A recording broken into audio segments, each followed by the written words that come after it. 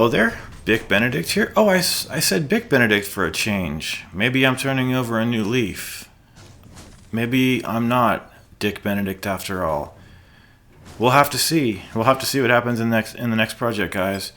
But we're currently playing Marlow Briggs and the Mask of Death, and this is part 12 of 12. I didn't know that the boss for this game was so nigh at hand. So he's actually going to be at the end of the video. He's a boss in 2 phases, I would say.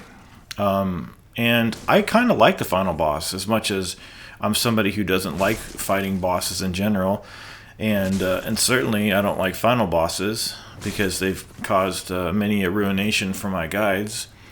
But there's one more thing about God of War that I haven't mentioned about this game, as it applies to the former. Now, let me quickly state one tertiary reference here. Conan.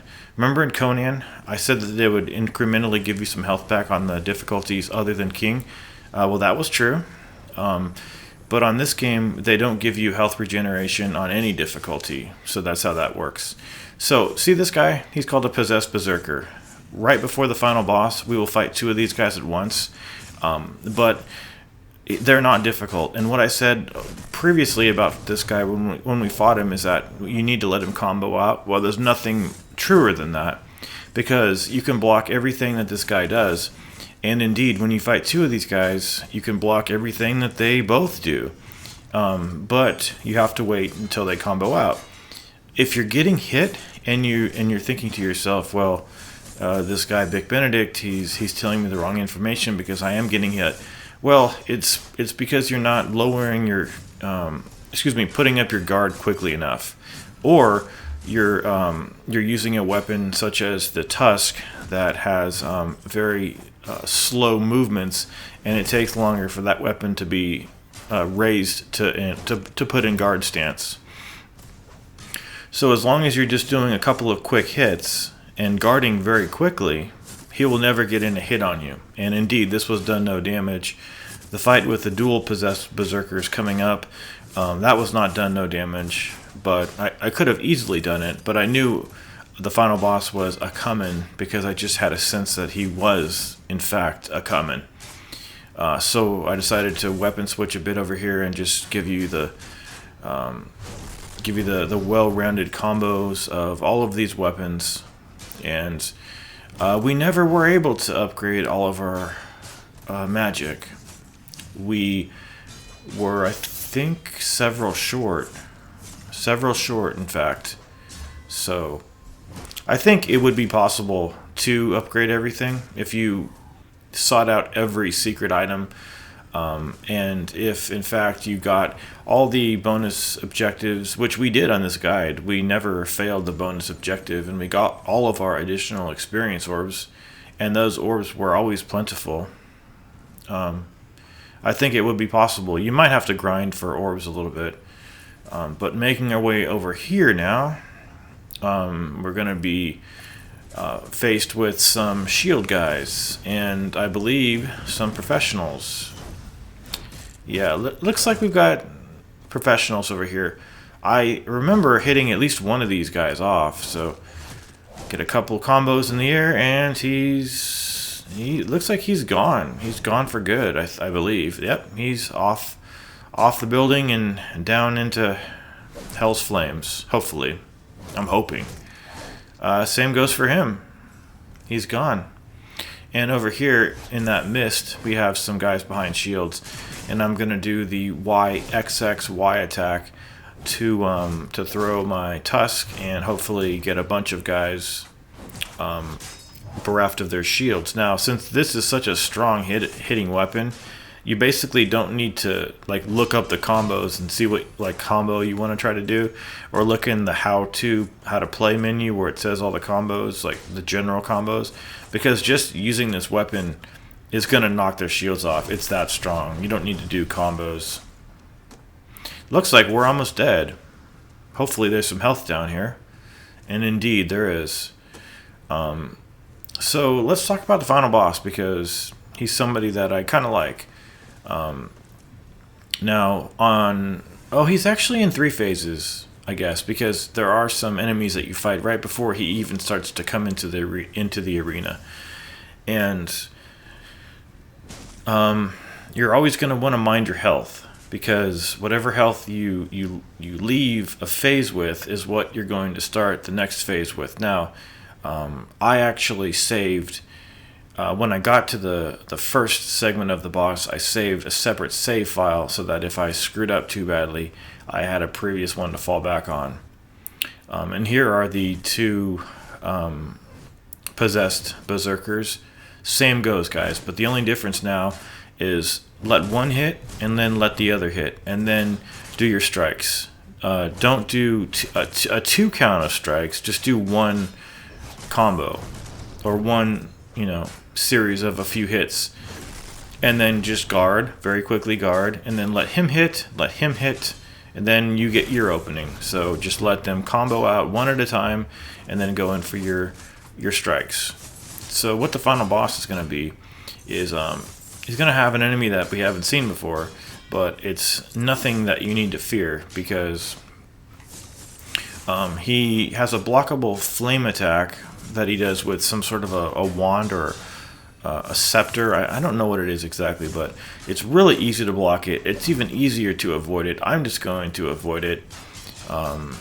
And you've got some AoEs in the form of meteors hitting the floor. Now that's going to be a theme that carries over to the next phase of the boss fight, where at some instances he will actually shoot asteroid-like projectiles at you, which are pretty easy to dodge, although you can get hit by them. And he also lights up the floor with some AoE hotspots, and you don't want to be on those. So it's not hard to dodge those either, guys. So you always want to be watching your health. The only time that they do refill your health is in the third phase, going from sub-act 1 to sub-act 2. And feel free to just speed this up. I don't think I use magic, but I was just trying to show you that it's a simple fight that doesn't warrant magic. But feel free. They've always given us enough health and magic, so you can just throw these guys right off the balcony should you choose to. Now, we're not going to get any more access to those red and blue glyphs, guys. So that's it. So make sure you fill up, and always make sure that you're watching yourself. And I will tell you, there's one more up here. Okay, I'm contradicted. I'm sorry, but it's not anything we need, for sure.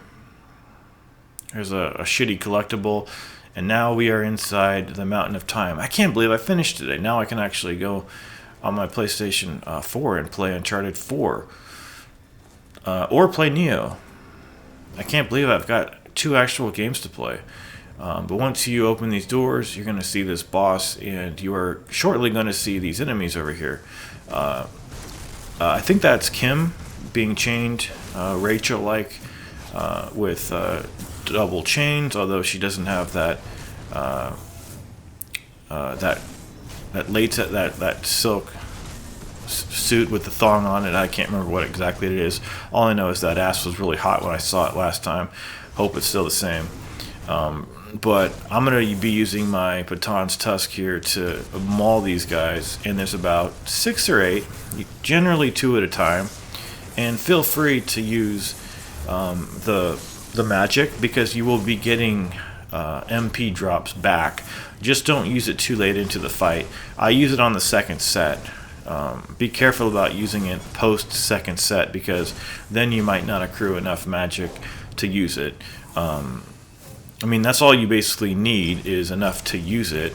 If you would like to have it completely filled out so you can throw some daggers, I understand that too. But I really just watch my mark here.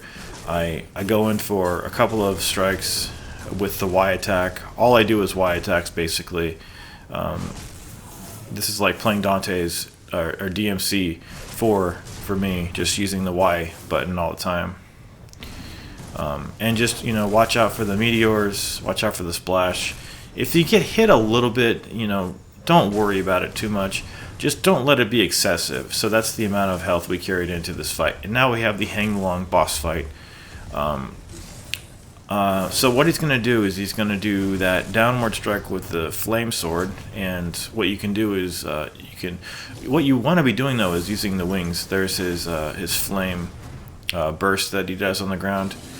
There's his sword swipe, which I often have a hard time identifying what he's doing, if he's doing like the downward punch or the flame strike. But if you're mobile and evading horizontally away from him in the air, you should be good, especially if you roll over to him to close in distance. And I generally, so basically all I do here, guys, when he does that, you might on first sight think that that's an insanely hard move to dodge and completely unfair. But there's nothing insane about it, guys. There's nothing hard about it. There's only everything fair about it, because as long as you see him doing it, you move out of the way, even slightly, you're not going to get hit by it. So I decided to use the Hurricane and all my daggers on this fight, because they're going to take away all of your weapons and all of your magic on the next phase. But it's not as bad as you think. In fact, it's fucking awesome what they do and how the fight is actually constructed. See that? I didn't take a single hit of damage. And I walked on those burning hot spikes and coals, and I took no damage as well. I think I only took like one small hit during this whole fight, so hopefully that should give you some reassurance. Now, when you see him fire those fireballs, what you need to do is just double jump away from him and then do an aerial dash. And if you aren't in the mindset of doing dashes, you can do rolls. But I've found those horizontal dashes to be much more safe to do in getting away from those. And then when he gets a significant amount of health off of him, he's going to do a new move, but it's nothing to fear. What he's going to do is he's going to light up the floor with some AoE hotspots, like I mentioned. Here he's going. He doesn't have too many things that he does, and he's very slow. And it's a fight that I really like. It's not overly easy, and it's not insanely challenging. It's just quite fair and more than a little fun. And you feel strong here. You feel capable. If you've gone through the game, I can't imagine that you wouldn't feel anything other than that, especially that 7-hour goddamn fight. How long did this fight take me? About 3 resets. Not bad at all. So like 30 minutes, 25 minutes, maybe even just 20 minutes. Okay, so now he's going to reel back and drop these meteors at us and light up some hot spots. But they go away very quickly. And sometimes he likes to follow it up with those asteroids that he fires at you. But again, it's all at a very fair pace. And whenever he's done with his attacks, you get more than enough time to fly over to him and or roll over to him and do as many as 4-hit combos with this pretty damn slow weapon. So here he's doing it again. There's the aerial dash. There's the dodges. There's his sword strike, which I think I actually got right that time in evaluating on the spot. Yeah, so at this point we've taken no damage. No damage. Here he's reeling back again. He's going to drop some fireballs on us. We're just going to move around. We're going to watch out for the AoE hotspots.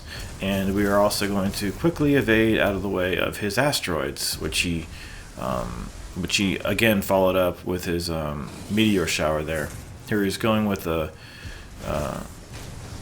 ground-based blast. 2-hit attack. Here he's going to do this again. So it looks like he always is going to do his asteroids at you once this session is concluded, or is he? Let's see if he does it. No. So what we can have there as a deciding piece of information is that he doesn't always start throwing the asteroids at you. Yeah, we've taken damage, maybe more than one hit, but there's the B button prompt, and now we're going to go on to the second fight, and he is going to take away all of your weapons, and you're going to be punching him with your bare fucking fists. And this is so awesome, guys. It's a 2-phase fight. You get a little bit of your health back, and basically what you want to do is just stay away from him and then wait for him to do a couple of strikes, jump over to him, and do the Y attacks. You can actually do square, square, triangle to do like a kick that kind of knocks him down for a second. But you don't want to like try to stay too close to him all the time and try to like diagonally evade like to his side, because he's got a really reaching swipe that covers his sides pretty well. And it's hard not to take damage here. It really isn't. And it looks like we're getting a little bit of our health back now. Oh, there's the B button prompt. Okay, so here's the next phase. They fill you up a little bit, and it's the same type of deal, guys. He doesn't have a huge repertoire of moves. Just punch the shit out of him with your bare hands and feel good. Feel like a baller for beating this on hardcore difficulty. Feel like even more of a baller if you pay just 99 cents for this gem of a game. I hope I wasn't at any point too hard in this game. I always thought I was more than fair about this game that has no parry and riposte system. But I'm really glad to offer to YouTube the first guide for hardcore difficulty. I'm sure within like 5 years' time, most of the videos will have less than 100 views, which is just how YouTube works. But maybe it will have a cult following, much like the game. I don't know for certain. But all I do know is that I've been here to instruct you, entertain you, tell you some good stories, and help you defeat the game, and take you through the madness of this game. So thank you very much for watching. You do get achievement for clearing this.